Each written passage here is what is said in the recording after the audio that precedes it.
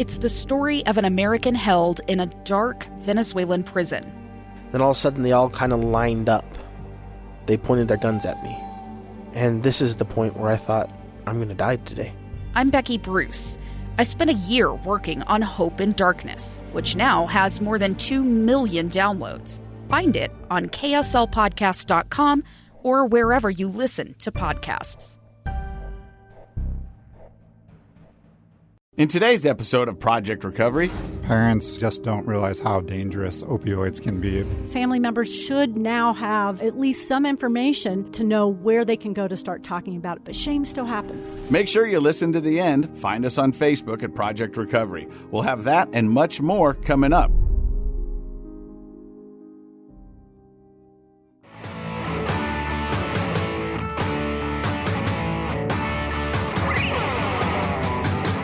Hey, welcome to Project Recovery, a podcast about addiction, but more importantly, it's about recovery, and it's brought to you our friends at useonlyasdirected.org. They got a 3-part solution to the opioid epidemic, that is speak out, opt out, and of course, throw out. And as always, Dr. Matt, how are you? I'm doing good. How are you? Well, you know what? I've kind of got some weird things going because as we talked about last week, I'm done officially blowing. Yes. And that means that I'm no longer required to go twice a day down. Got your certificate. Yeah, a certificate. I hung it on the wall. Yeah. Everything's good to go. But I've got a lot of people in the recovery world coming up to me and going, now what? Mm-hmm. And I think when you're in the recovery world, a lot of people are always looking for that now what. And I've kind of done some soul searching and figured it out, is that I think this is forever changing and forever evolving. I don't think you ever get to a place where you're complacent and go, I've got this. So I'm just constantly moving forward and trying to figure out where I'm going to take this. Because for the first time in 30 years, I've got a clear mind, a clear head, and I'm looking at things different. Does that sound weird to say at 46? I think it sounds awesome. No, I mean, I think that's the goal. At every stage of life, if you can kind of grow with your stage of life and be your best self, then a lot of options open up for you. So, no, I think that's awesome. I think a lot of times in the addiction in the recovery world, people look at being sober as the end goal. Right. And what and I talked about this on a couple episodes ago, that is that I'm getting a lot of accolades for finishing the things that I was required to do by law and to stay sober.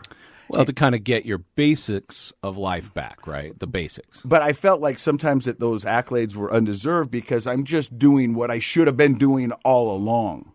Yeah, you could look at it that way, but it's still hard because a lot of people want to tell you they're proud of you because they themselves maybe have had a hard time doing those things. And I know that this podcast has changed people's lives and given them hope and inspiration when they needed it and they were in dark times. But that's what I'm saying, is that getting sober wasn't my end goal. Getting my life back and actually being present and living in the moment is what life's all about. And if you're always present and living in the moment, that's what you do. Yeah. So what's next? I don't know, but I'm excited for it. Cirque du Soleil. I think you had a try out for that. I think I'm getting a little old. Like today at the gym. Yeah, you're working out. You're bendy. You could do some of that stuff. But I was on the treadmill. Yeah. And I was listening to Barbara Mandrell. Oh, so I think the days of me being young are way past. Did you pull a hammy listening to Barbara Mandrell? Wouldn't that be great? That'd be awesome. Hey, I'm going to make you a playlist. Well, but you're more of a kind of a free spirit, Pixies kind of alternative. Pixies, alternative, hardcore, yeah, all that stuff. Yeah, we'll get you going. We'll get you pumped up. Not that there's anything wrong with Barbara Mandrell. Hey, she was beautiful. Yeah, probably still is. I don't know. At one point in the song, George Jones came out. I don't know George Jones. Oh, he's a living legend. He was country royalty, man. Okay, that might be why I don't know him. We're all learning stuff, and I wanted everybody to learn something, so that's why we invited David Watkins here. He's the Regional Prevention Director from Weber Human Services. David, how are you, my man? I'm doing good. Thanks for having me. Hey, so talk to us about what's going on right now in the state with the opioid epidemic.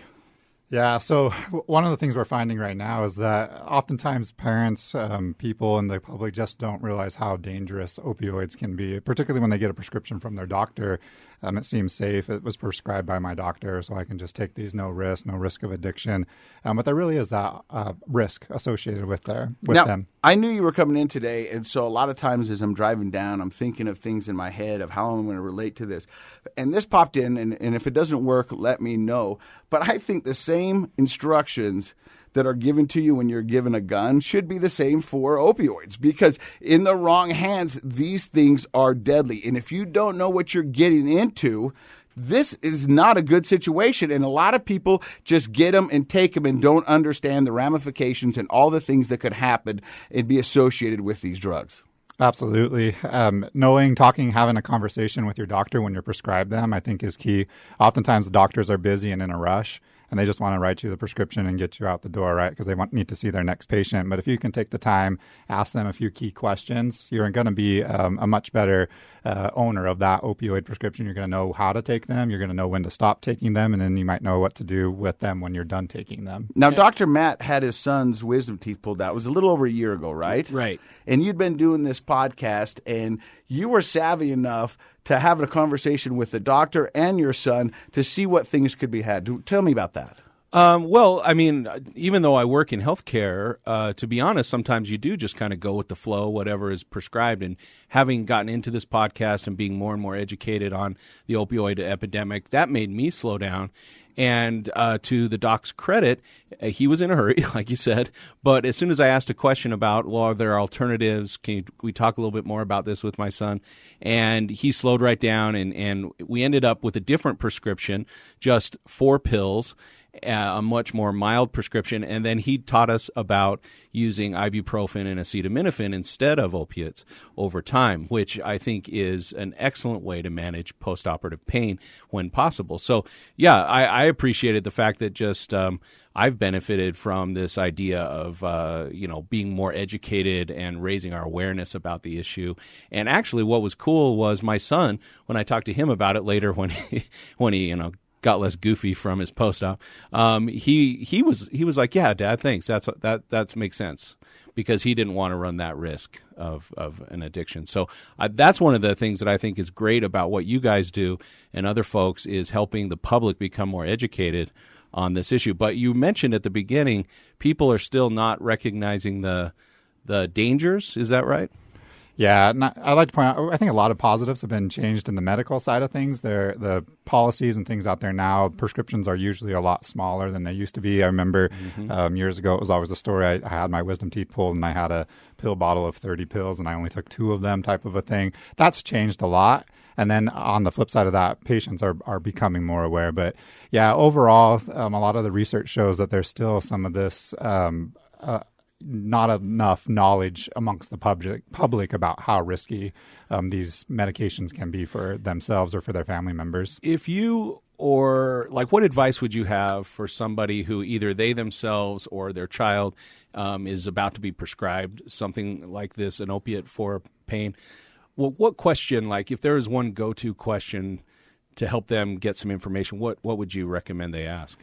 Yeah, and I think this leads right into the perfect name of the new campaign. The News Only is directed is switching their name around, kind of changing the focus of the campaign. It's going to be Know Your Script moving forward. Know your script. Know what to say to your doctor. Know your script when you talk to your children. Know your script when you talk to your elderly parents that might also be getting opioids. The question I think is important. I like the alternative question. So are there alternatives to this? And then 2, what's my risk for addiction? And then maybe 3, what's the plan for getting me off of these? So that going into it, right there, as soon as you leave that doctor's office, exactly how long you should be taking them. And then if there's any plan for helping you get off of them at the end of that cycle. Now, we know the opioid, it's an epidemic right now, and everything's going crazy. Are you kind of taken back that people still don't believe prescription medication can be dangerous as it is? Yeah, I mean, I work in the field, so it does kind of surprise me that there isn't more knowledge out there about the risks associated with it. But at the same time, I go into the doctor's office, and if that doctor, he's the authority figure in the room, right? And so if I have an ailment, I rolled my ankle playing basketball, and he prescribes me an opioid to deal with the pain for a few weeks, I'm probably going to take it.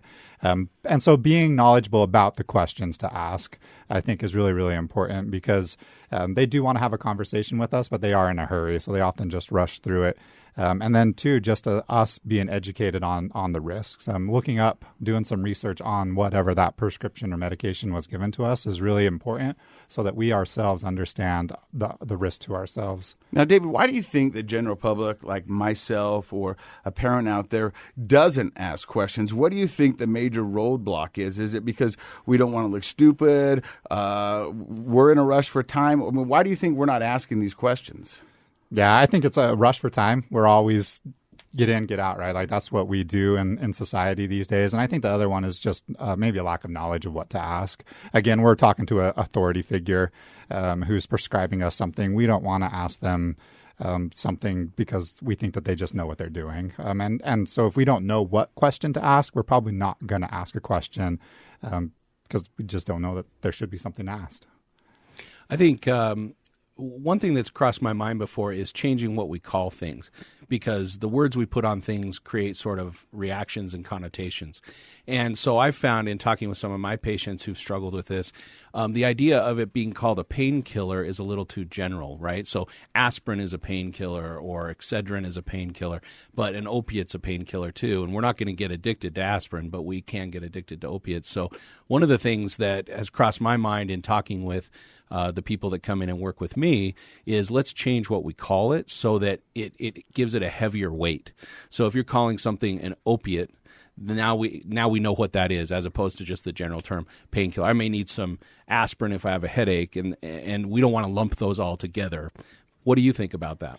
Yeah, absolutely. And I think as I've worked on some of these campaigns across the state, I think another issue is sometimes we throw out the word opioid and there's a whole list of opioids out there. And so I might not know that the prescription I got was an opioid. And so just even education on the term opioid, what that is related to and what all the other sub-medications are associated with that. But I agree that the language around that, and it should be known too, like just because I got an opioid prescription doesn't mean I'm going to become addicted. Most people don't, and they are very valid reasons to take an opioid. And so again, knowing the right questions to ask that doctor or that care provider when you're there is really important. Yeah, there are also little apps you can download.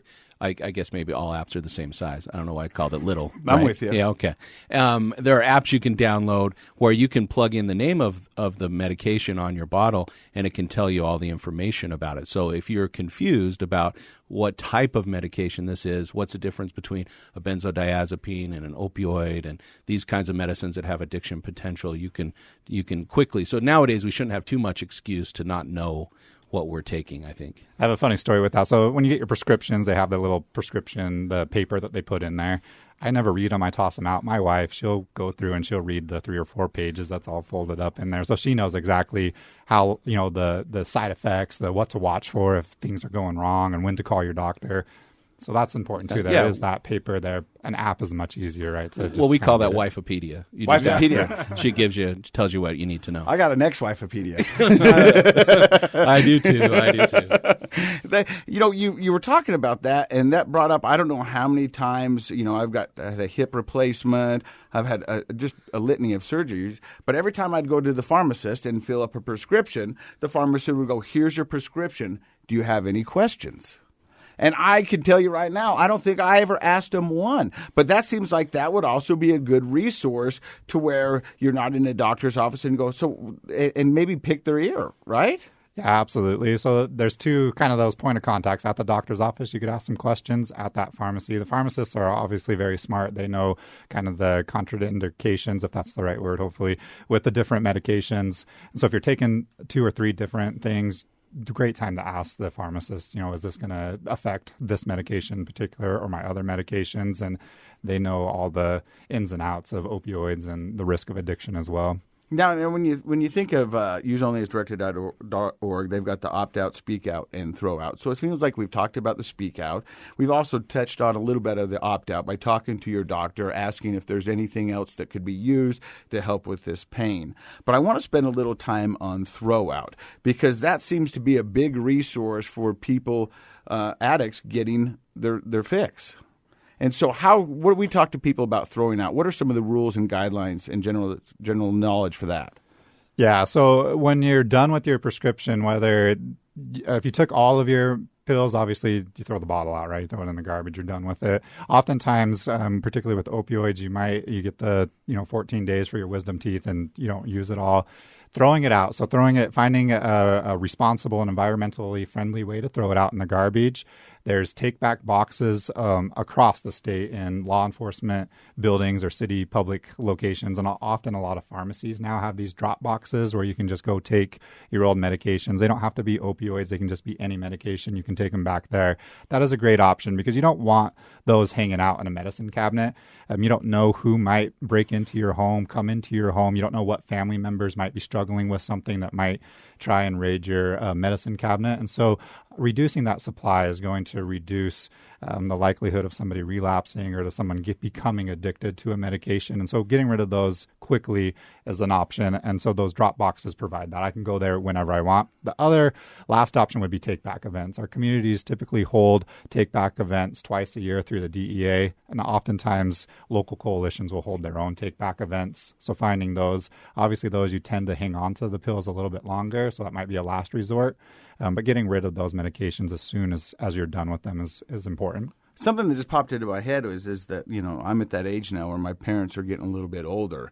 And, to make sure you go over there and check their cabinets as well. Because they came from a generation where we didn't throw anything away because you never know we're going to need it again. And so you go in there, and I know when my grandmother passed away, we opened up her medicine cabinet, and it looked like a pharmacy. I mean, there were so many pill bottles in there. And so make sure you do that too, right? Yeah, it goes back to know your script, right? So know what to say to your older parents as well. They tend to get more medications than the younger generation just because they're older and have different ailments. And so having that conversation with them and then periodically checking to make sure they don't have a lot of unused medication just sitting around is really, really important.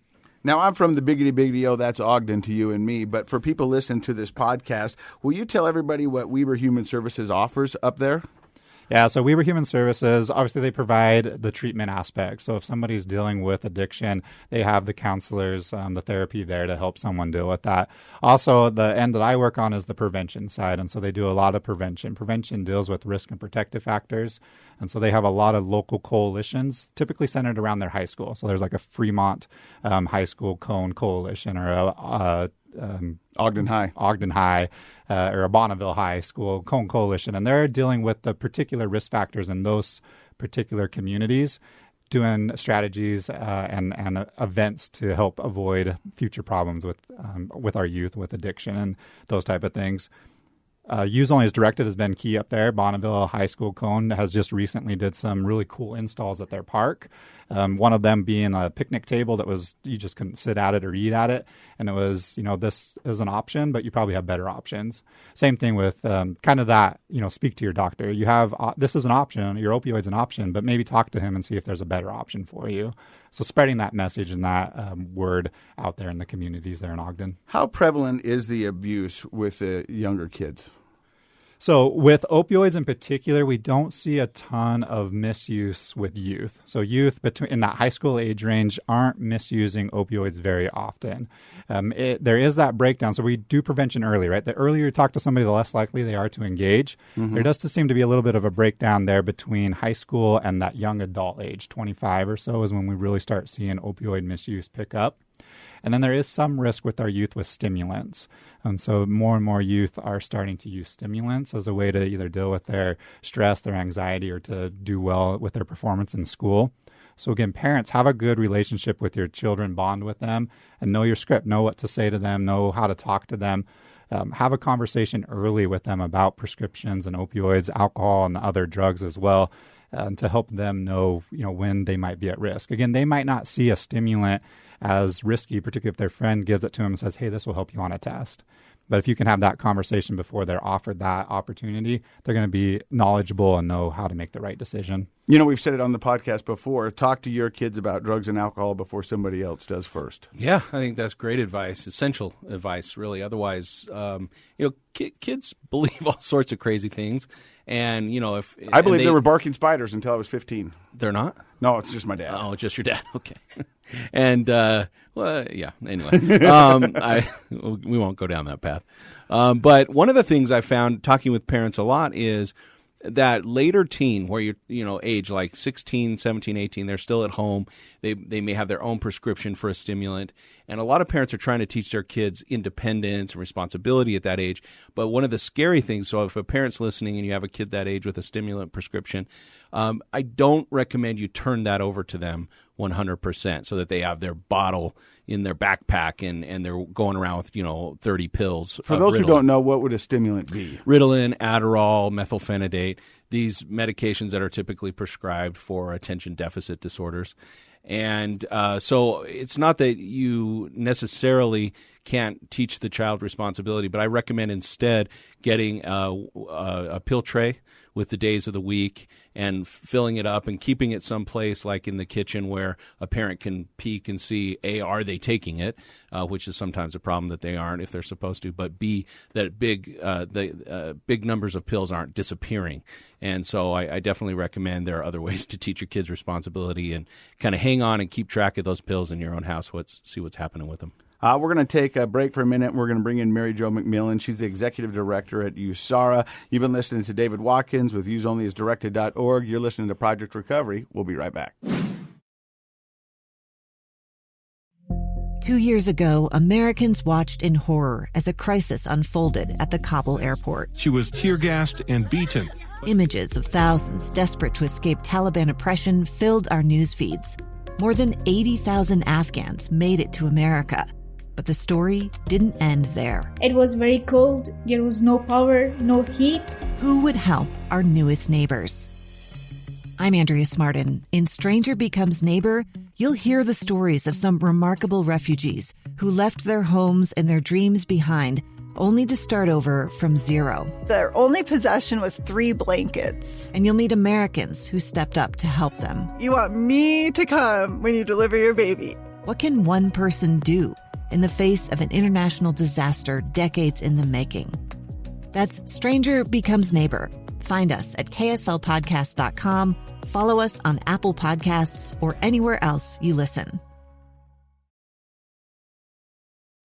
Welcome back to Project Recovery. I'm Casey Scott. That's Dr. Matt. We just heard from David Watkins with useonlyasdirected.org and talking about what the state's doing right now about the opioid epidemic. They've got a new program they're rolling out called Know Your Script. But I wonder if that has a double meaning. I think it has multiple meanings. Yeah, but what do you think? I was noticing there's a double meaning there. Well, yeah, so know your script, and that's the script that the doctor gives you, the a prescription. Right. Know your script when you're talking with your kids. Or the doctor. Or your parents. Go in with as much education and knowledge as you can. Yeah. So you're not caught off guard. Right. That's clever. Yeah. That's very clever. I like it. And so that's what we want to do is let everybody know a little bit more about what's going on, because we've talked about on this podcast is what everybody needs in the world of recovery is more education. And we need to lessen the stigma. We need more people in on the conversation so we can get a hold of this and try to figure out ways to make it a little bit better for everybody involved. I call it the Schoolhouse Rock principle. What's that? Knowledge is power. Knowledge is power. I thought that was Public Enemy. I think it is too. But they probably watch School Rock. But one of the great resources the state has is the Utah Support Advocates for Recovery Awareness, otherwise known as USARA. We got Mary Jo McMillin here. She's the executive director. Hi, Mary Jo. Hi, Casey. How are you? I'm wonderful. How are you? I'm good. I'm really good. So we've had USARA on the podcast multiple times because you guys are just a wealth of knowledge and you have so many different programs to help out addicts in recovery on every walk and every stage through it. So what do you guys like most about what you offer? Well, USARA, so that people know, we are called a recovery community organization, and it is run by people in recovery themselves. They're people with a lived experience, so they're individuals who have had a substance use disorder, struggled with addiction, and also we have staff that are family members, people who have had a loved one who have struggled with addiction. So we really come from a place where we've been through the struggle, and we also are living in recovery. We're people who actually know how to change our lives and our behaviors and take care of ourselves and be healthier. So from that experience, that's what I think makes us unique in calling for help, because we come from a place where we don't necessarily tell you what to do. We want to find out what it is you think you need, and how can we help you? That's our first question. How can we help you today? Yesterday I was talking to somebody who reached out to me on Facebook, and they were asking about my recovery. And I had to stop her and say, this is my recovery. This is what works for me. I can tell you what I'm doing, but I cannot tell you if it will work for you. You need to find out what's going to work for you, what is sustainable, and what you're willing to do. And those are the questions that you need to ask. Dr. Matt and myself, we have found out on this podcast, most people think the opposite of addiction is abstinence, but it's not. The opposite of addiction is connection. And you've got a community where so many people can come and find that connection. Not so much as, for the addicts themselves, but I know we've had people on to talk about your family support system, because parents don't know what to do. Loved ones don't know what to do when they're not addicted, but they are now living in this addicted world, and they've got to figure out how to maneuver it and what their recovery is going to look like. Right. That's exactly true. I'm a person in long-term recovery myself. And as of yesterday, September 16th, I've been in recovery for 35 years. Woo! Right. Nice. So, yeah. So from both drugs and alcohol. And I was 24 years old when I actually went to treatment for an eating disorder.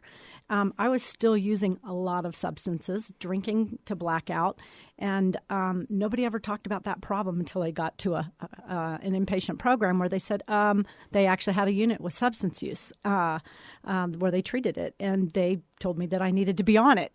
And, culturally, I grew up in, the 70s and the 80s where, we didn't have the abundance of scripts, but we had alcohol, tobacco, and marijuana abundant. And then also pills started to come on the scene. And, of course, heroin's always been around. And so I grew up in that environment where it was a party. My parents were drinkers. My dad an alcoholic, but he wasn't a disaster. And my family wasn't a disaster. But a lot of people have been crippled by that. So, we're in this age where we get to talk about it. Know your script, know what to say, know what to ask, and, consequently, because recovery is prevention, as we're talking about today, my kids have grown up today with a very healthy knowledge about substances, and they know what the conversation is, and that's really important. It's something that's kind of a hot topic in the recovery world. Because, you want to find out about the recovery world, you're going to ask 5 different people, you're going to get 6 different answers. Right. And everyone's trying to figure out what their recovery looks like to them. But I know there's kind of a big hot topic with harm reduction. And what I like about USARA is that you guys willing, love, and want to talk to everybody in their addiction and see what you can do to make their life better. That's what it seems like USARA's main goal is to make their life better. And that's kind of what you do. Can we talk a little bit about harm reduction? Absolutely. So, I think, if we look at people who have struggled with substances, whether they're identified as dependent or not, or they're somebody who may not want to stop using substances. They're a person. They're a person who truly wants to feel better, to have their life be better. Nobody wants for their life to spiral out of control and just, like I said, be a disaster. So I think, when we meet at USARA, USARA. I say it both ways sometimes, old habit. But when we meet with somebody, really it's the individual. We're not really sitting down saying, okay, so what drugs are you using or how much are you drinking? We're not clinicians. We really come from this place of, tell me about you. You're not the, we don't see you as the addict or the alcoholic. And that's language that we change. We're not identifying them by a label. We're not even, addressing their substance use disorder. We're addressing them as a person. So when you talk about harm reduction, really somebody who is maybe still, maybe they're recovering from using an opiate. And for them, that is detrimental to go down to relapse with an opiate, but they still might be drinking alcohol. We talk to them about what's that like for them, and have an open conversation. Some people might be safe to drink and others may not. And it's hard to know. But I think as an individual, if you know more about yourself and you have support and you have some of those things that we call recovery capital, you have a safe place to live, how are you doing with providing for yourself and or your family if you have loved ones? What are those kind of stability things that you can put together in your life? And I think with harm reduction, when we have people who've been using opiates for a long time, they need a medication. They need something that stabilizes their brain and their physical condition so that they can function and be healthier, so that they put those kind of I would say social determinants of health and foundation for, not having so much stress in their life by having a home, a job, and support is really important. And harm reduction would be a medication, or it might be their continued use. But how can we support you as you can continue to use so that you don't wind up becoming homeless or something that would actually cause you more harm, and physically too. I think addiction renders people really physically sick, and we want them to not get so sick. We want them to feel as good as they can so that they're mentally and physically better. What I like about the harm reduction model is it fits into those stages of behavior change that we've talked about. Not everybody's in the action stage yet where they want to are capable of really making permanent changes and becoming completely sober, but they may be in that pre-contemplation or contemplation stages, and there's a lot of help that it can be available if we adopt a harm reduction model, as opposed to a person feeling like, well, I can only go in and get some help and get some support if I'm 100%, like my football coach used to say, 110%. Right. He wasn't the math teacher. 100% ready to quit everything. And so it sounds like a daunting task to a person that's in that contemplation stage.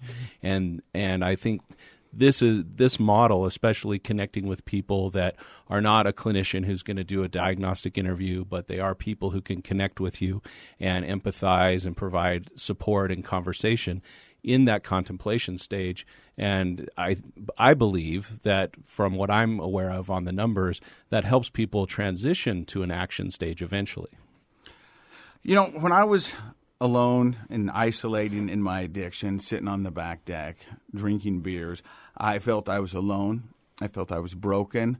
I had a support system around me, but I didn't want to confide in them because I didn't want to let them know that I was broken and there was something wrong with me. The thing I love about what you guys do, Mary Jo, is that you emphasize the importance of a strong support network. And you can help those addicts find that and realize that they are not alone. Because I know in mine, I think there's so many people in their active addiction that feel alone. And that is a scary place to be. And if you don't reach out, nobody can help you. It's not going to magically just appear. And you've got locations where in the state? So in the state, of course, we have it here in Salt Lake County. We have it in Weber County, so in Ogden. We have a center in St. George, a center in Price, and also we have recovery coaches at Four Corners Behavioral Health in Moab, Utah. So, but now, since COVID has happened, we do also have connection both virtually and through the telephone. And talking to people where they're at, reaching out, they can get a weekly phone call just to check in. That's something that we are really moving more towards, being statewide, so that anyone in the state could have access to talking to somebody in recovery, or somebody who they can talk to about those kind of, my ambivalence about changing. Mm-hmm. And I think stages of change are really important to recognize. When you're considering not continuing to use a substance that might have been the best way to deal with your stress and self-medication, it's a hard thing to give up, and you might not be ready. And a lot of people have been coerced. Criminal justice has coerced people to do that. It's suggested by a medical person, or a medical person may not bring it up, but I know, but I'm not ready yet, or I don't know if I want to at all. I think having that conversation and not having to be ashamed about talking about it, harm reduction is a really important piece to that, because somebody may do it less or do it safely in such a way that they might be able to function. And if they have a struggle, then they can say, it's not going so well for me. I think I might need more help. And then we can have that conversation. I think shame is one of the biggest obstacles for people who are contemplating getting help or reducing the amount they use or becoming sober. I think shame is a big obstacle, and so that's why people don't bring it up to their doctors sometimes, even their therapist, somebody who they might trust with other things. They might worry about judgment, and so it's great to have these resources. In fact, a lot of people that I've recommended check out your organization are family members, people, parents who are like, I think my son has a problem. This is what's going on. Who could I talk to find out more about what I can do? And I think that's a huge part of it's not just for people who are using, but it's also for that whole family unit, because if one person's struggling with addiction in the family, right, everybody is being affected by it. And as a parent, you don't want to ever feel powerless over your child's problems. But with something like this, we don't always know where to go. That I appreciate you saying that, because I think that, family members are thinking, I don't want anybody to know that this is happening to our family. And I think, it's always been, well, those are the bad kids. And if I'm the parent of a bad kid, I'm a bad parent. And so, I had great parents. I mean, they had their deficits, but I had really great and loving parents. I was, so it really can happen to anyone. And I think the vulnerability that families feel is how to have that conversation. And I think in Utah, we've done a really good job of really decreasing the stigma, promoting the awareness. We have had a lot of support from the State Division of Substance Abuse and Mental Health, our state legislature, the programs, our hospitals are really doing a great job now of promoting prevention and treatment being available and recovery. And so I think family members should now have, at least some information to know where they can go to start talking about it. But shame still happens. Shame is really so internal. And even if I have a conversation with somebody I know in recovery and they have had a return of incidents of use or they're struggling, sometimes they're ashamed just to come back to talk to me. And people are like, well, you can talk to Mary Jo, but it's their shame that prevents them to do it. It's not that, it's like, well, they're just not willing. It's just that they're so ashamed and disappointed in themselves. That's oftentimes why we're lying about it. I don't want you to think I'm bad because I don't want to screw up anymore. There's all these feelings that I really want to be better. So the conversations are really important for family members to have. And that's what our CRAFT family support program does. CRAFT is not crafts. It's community reinforcement and family training. And the woman who really has kind of grown it in our state, along with other parents, Darlene Schultz. We had her on the show. She had you can go back and listen to her on the podcast. Wonderful. Well, and her team, and she has a team of 40 volunteers all over the state. And so there's these heroes in local communities really throughout the state. You can find them on our My USARA website, but that are educated about how to have the conversation with yourself, with your loved one who is not the substance user, and also with the substance user about how this is impacting your family. And they're healthy conversations that aren't riddled with ultimatums or maybe some anger, because it's hard not to be angry at addiction. It causes a lot of chaos and hurt. But you can have a healthier conversation about it so that the shame just doesn't continue and anger isn't the first go-to. And I think it's just something I've been truly passionate that our organization has really done that for family members, because family members don't always have a place they can talk about it. And they also get, they also have their own behavioral health issues, stress, anxiety, depression, because they haven't been talking about it. So it's really important that we help the entire family. So, And when you think about it, 2020 has been a perfect storm for isolation, anxiety, depression. And right now, people really need to get out and find that community and talk to somebody. So I think that's what you guys do for the state that's so valuable and so important. If people want to find out more information about you guys and find a local chapter or find out where resources might be available in their area, where can they go? So they go to our website, www.myusara.com. We also have a Facebook Facebook page. And because this month is National Recovery Month, which is an international observance every September to educate people about substance use and mental health services and how they can connect to them. Our website, we're actually hosting people sharing their own personal story on our Facebook page and this whole week, throughout the whole month. And so it's a good place to go and get some information. And maybe you hear something that you can relate to as an individual struggling, an individual in recovery, and or a family member. And so check it out.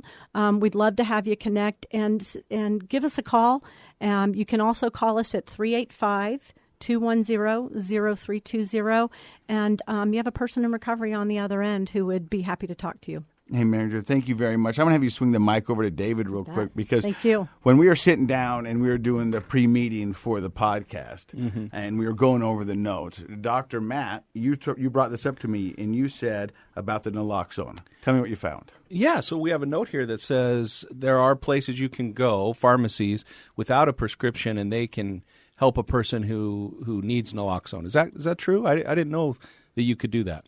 Yeah, Mary Jo might know more about this as well, too. I believe that, you can go into any pharmacy and get naloxone without a prescription now in the state of Utah. And then there are agencies across the state that will provide that for free as well. And the pharmacist could be somebody who helps you understand how to use that appropriately. So you can kind of, if you feel like you're a person in need, you can kind of skip that doctor's appointment and go straight to the pharmacy. Is that right? Well, you could. It's not always free at the pharmacy. What I can tell you is there are free kits out there, both UtahNaloxone.org, and I think you've had Dr. Jen Plum on, provides free kits. We work with them, and we also have free kits at USARA and all of our locations. And our peer coaches are all equipped how to give you information on how to use it, whether you're a family member or an individual.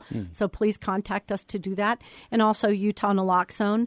And then the Utah State Health Department also has kits at local health departments that we also, as Recovery Community Organization, distribute as well. You can get it in a nasal form, or you can get it in an IMs, an injectable form, just that would go into the muscle. And those are free resources. So it's a lifesaver. It's a lifesaver. It is like having a fire extinguisher, because you don't know. It's not also just people with addiction. It might be somebody who unintentionally takes too much, And I think when you start to take a pain medication for a good reason, you may overtake it because you're afraid of the pain. And people can accidentally overdose as well. So I think it's really critical to have that. And also, if you have a substance user, they're oftentimes using in secret. You might not know. And if you find them, you want to have a kit in your home if you have any suspicion with a loved one. And so, there's lots of places to have it for free. I feel like that's very empowering for families, especially if you're a parent and you're worrying about a child or a young adult child. Like you said, we don't always know, but especially if we have an inkling that could be an issue, it's a wonderful resource to give you a little bit of peace of mind, I think. And I'm reading down the notes here, but there's also, do you know about 211, Dr. Matt?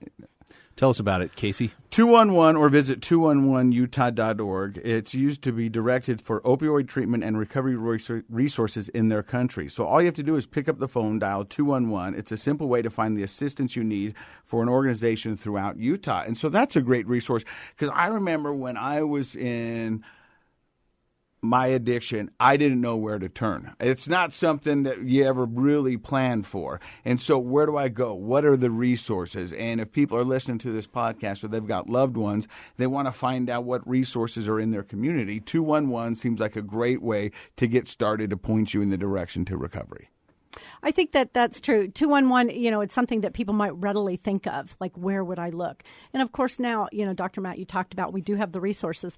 You can Google things, addiction, recovery, how do I get help? One of the challenges sometimes is, it's a heavy marketplace, and so you'll get a lot of different things that will pop up. And some people, when they're in crisis, what's the right one for me? So I think it's really important that you get some support to start to have that conversation with somebody can help guide you about, what your insurance, how to kind of access, what's the place that your insurance covers, what what you might need, what questions to ask. And there are websites that are on our USARA website that you can start to find out those questions to ask. I think it's important when you're dealing with something as serious as addiction is that it's like you said, when you go into your doctor, you go into a professional, you kind of anticipate that they're going to be the person who has all the answers. Not necessarily. They don't know you yet. And I think if you write down that information and you take it in, then you have a better chance of getting the right fit, the right kind of treatment at the right time and the right place.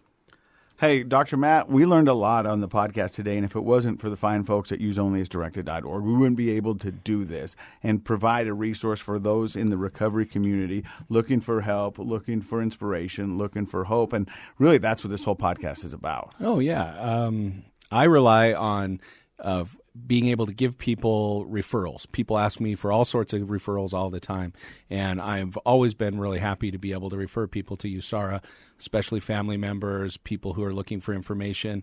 I'm a clinician, and I think hopefully clinicians have some expert experience and information and skills that we need, but connecting with somebody who really has been where you've been, walk the walk, talk the talk, a type of power and motivation to it that maybe just the clinician doesn't have, right? And so I'm grateful that we have the opportunity to work with them and use them as a referral source. So I hope that people will also pass on their website and information because it's so valuable. We want to thank Mary Jo and David. It looks like you got something to say. One real quick, yeah, because I would tell you, at USARA, we also we rely on clinicians. I think one of that first conversation is, with a person, who's had that experience. But then we also, how could you have that conversation with a clinician or a doctor and really encourage them, because there's people who are more experienced than our peers that can help them with much more serious conditions. And so helping them know how to have that conversation with clinicians is really important. That's why I'm so grateful. We're a good team. But that's we're a necessary team. That's why I'm grateful Dr. Matt will do it, because I can tell you what an addict's thinking, and Dr. Matt will tell us why we're thinking that. You know what I mean? Exactly. He's got the science, and I can tell you this is why I'm thinking. I don't know what I'm thinking, but it felt right. And he's like, well, actually, it's the neurons and the pathways. All right, got it. You got a big brain. Thanks, Dr. Matt. Yeah, exactly. It helps you to understand yourself and what has happened with your addiction and why you wound up that way. I mean, information is really powerful, and the more I have to know more about my disorder, the better chance I have at getting better. Once again, you can find out more information. We'll have all this stuff posted on our website, useonlyasdirected.org. They got a 3-part solution: speak out, opt out, and throw out. And now they're throwing at you, know your script. Know your script. We'll love it. So thank you very much. You've been listening to Project Recovery. It is a KSL podcast.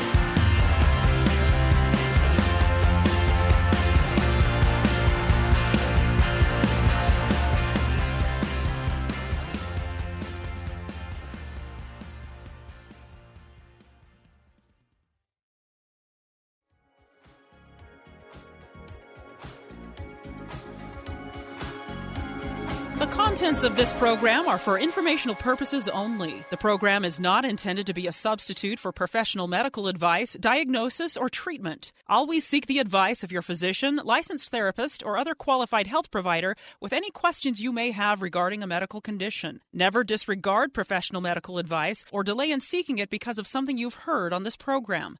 KSL does not recommend or endorse any specific tests, physicians, products, procedures, opinions, or other information that may be mentioned on the program. Reliance on any information provided on the program is solely at your own risk. 2 years ago, Americans watched in horror as a crisis unfolded at the Kabul airport. She was tear-gassed and beaten. Images of thousands desperate to escape Taliban oppression filled our news feeds. More than 80,000 Afghans made it to America.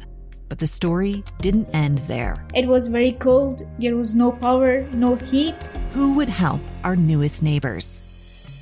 I'm Andrea Smartin. In Stranger Becomes Neighbor, you'll hear the stories of some remarkable refugees who left their homes and their dreams behind, only to start over from zero. Their only possession was 3 blankets. And you'll meet Americans who stepped up to help them. You want me to come when you deliver your baby.